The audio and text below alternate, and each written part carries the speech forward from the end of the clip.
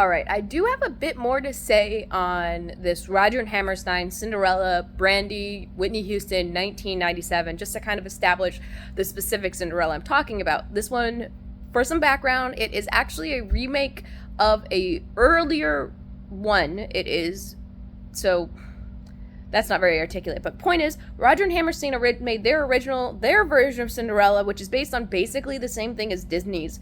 So they're pretty similar, but they're not the same. And they originally premiered it as a television, like, musical with Julia Andrews in the 50s. And so I do plan on finding that, because I love seeing source material, and Julia Andrews is cool. But this one, this is based on that. This is not based on the 1950 Cinderella, and that does show, but not in a bad way.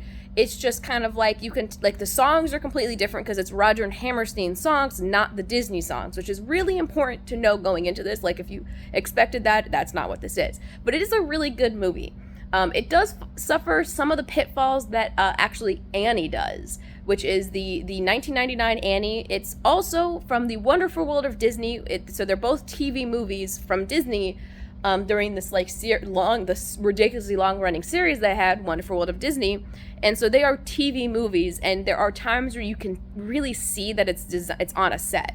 It's not too common, but like that is the one, my biggest gripe is there are a couple times where it really like it loses its sense of scale that the animated classic has, but it's just, and honestly then like a stage musical is a little different, like it feels like that, but a little bit more claustrophobic, but it's still really, really good. It's also really 90s, which is really entertaining, which I'm going to be watching the 2015 Cinderella remake based on the 1950s Disney Cinderella, and that one gives off very early, like 2015-ish vibes, because they're like adding the contemporary spice to like this kind of like, I don't know, princess setting, I guess I'm gonna call it, this fairy tale setting, and so it's kind of clear and it's super entertaining, but like it's just so nice. I really liked anytime a movie, especially a Disney Cinderella movie, especially a princess, they do the little chin thing where the guy raises her chin up and it's like, look at me, and it's so gorgeous. And the synchronized dancing and the ballroom scene,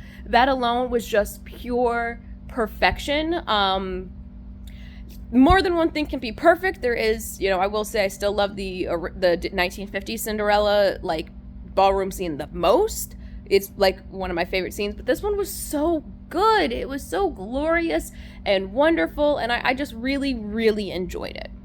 I also really enjoyed the moment the stepmother really was evil. Like, not really evil, but really, like, terrible to Cinderella. Like, every Cinderella needs that moment that really establishes that the stepmother isn't misunderstood. She sucks. She genuinely sucks. She's a jerk to Cinderella. Like, you need that establishing moment that goes, hey, here is this moment where Cinderella loses all faith in, the people, which, like, in the 1950s Cinderella, it's when they take the, 1950s and thus the 2015, when she locks her in the tower, like, it's a terrible, like, you feel her pain. And so in this one, there's this moment where Cinderella was talking about how wonderful the ball must have been, as if she hadn't gone, to the stepsisters, and then, like, the stepmother snaps at her and, like, tells her she's a commoner and, like, degrades her, and I'm like, that, and you can see it. Brandy does so good. You can see her heart break. That's the moment she really loses faith in these people.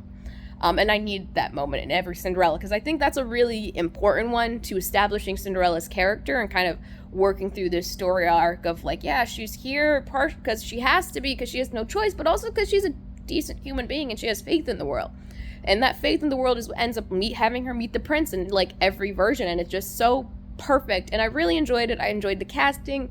I enjoyed the acting was pretty good. I really enjoyed the music. Like, all around, it was a great entry. I may end up bumping my rating from 9 to 10 on a rewatch this week, so we shall see.